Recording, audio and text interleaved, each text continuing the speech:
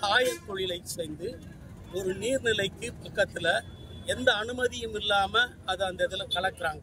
அரசு இந்த ஆலையானது இவ்வளவு தூரம் நடைபெறுவதற்கான முக்கிய காரணம் அந்த நிலத்தின் உரிமையாளராக இருக்கக்கூடிய துணை வட்டாட்சியர் அவர்கள் கீர்த்தி பிரபா என்பதும். திருப்பூரின் அனைத்து செய்திகளையும் உடனுக்குடன் தெரிந்து கொள்ள சப்ஸ்கிரைப் செய்யவும்.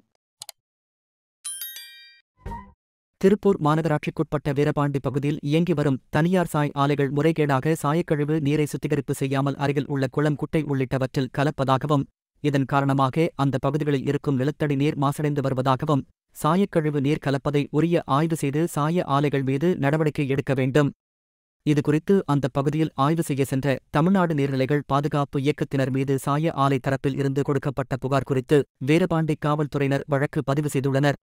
இச்சம்பவத்தை கண்டித்தும் சாய ஆலை மீது உரிய நடவடிக்கை எடுக்க வலியுறுத்தியும் தமிழ்நாடு நீர்நிலை பாதுகாப்பு இயக்கம் மற்றும் விவசாயிகள் இணைந்து திருப்பூர் மாவட்ட ஆட்சியர் அலுவலகம் முன்பாக பேரணியாக வந்து ஆர்ப்பாட்டத்தில் ஈடுபட்டனர்.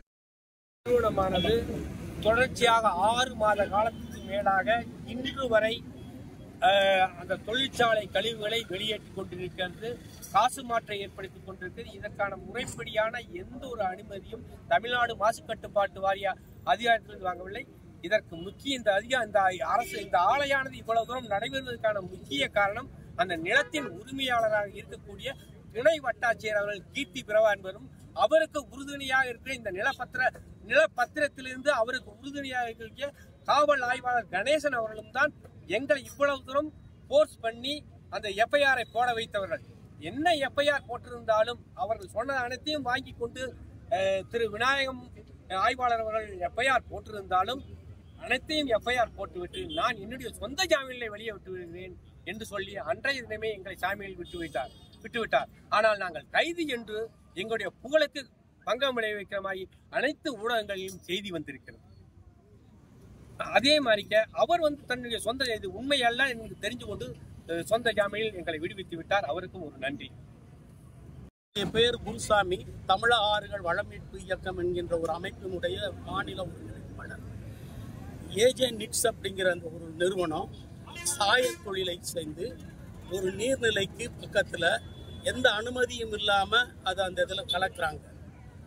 ஒரு நீர்நிலை அல்லது ஒரு ஆறு ஓடையாக இருந்தால் 1 கிலோமீட்டர் 2 கரைகளுக்கு அப்பால் தான் இது மாதிரி மாசு உருவாக்குகின்ற தொழிற்சாலைகள் சட்டம் இருந்தும் அந்த சட்டத்துக்கு புறம்பாக இந்த தொழிற்சாலை நடக்குது.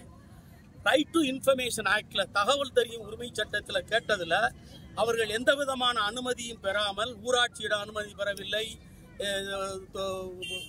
மாசு கட்டுப்பாட்டு அலுவலகத்தில் வாரியத்தோட அனுமதி இல்லாம ஒரு தொழிலை தன்னிச்சையாக ஏதோ தன்னுடைய வீட்டில் எண்ணெய் அரைச்ச மாதிரி சாக்கடையை கொண்டுட்டு போய் கலந்து விவசாயத்தை கழிவு நீரை கலந்து விவசாயத்தை காலி பண்றாங்கன்னு சொல்லி விவசாயிகள் ஒரு கோரிக்கை விஷயமாக போனதுல ஒரு பொய் வழக்கு தொடர்ந்திருக்காங்க. 2 விஷயத்துல கவனிக்கணும். ஒன்று, எந்த விதமான சட்ட அனுமதியும் இல்லாமல் அந்த தொழிற்சாலையை உடனடியாக மூட வேண்டும்.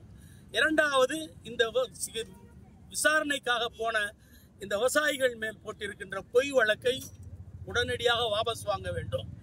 நியாயமான முறையில் பொதுவாக மலைமறைவு பிரதேசமான தமிழகத்திலே நீர்நிலைகளையும் ஓடைகளையும் ஆறுகளையும் பாதுகாக்கின்ற ஒரு பொறுப்பை காவல்துறையினரும் சட்டத்துறையினரும் வருவாய்த்துறையினரும் ஏற்றுக்கொள்ள வேண்டும். மாவட்ட ஆட்சியர் அதற்கான அந்தந்த மாவட்டங்களில் பொறுப்பேற்க வேண்டும்.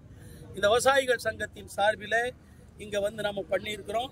இதுல சாய ஆலைகளுக்கு எதிராக போட்டிருக்கின்ற இந்த வழக்குகளுக்கு நண்பர்கள் 4 பேர்கள் அவர்கள் மேல் இருக்கின்ற வழக்குகளை வாபஸ் வாங்க. நம் திருப்பூரின் அனைத்து செய்திகளையும் உடனுக்குடன் தெரிந்து கொள்ள சப்ஸ்கிரைப் செய்யவும்.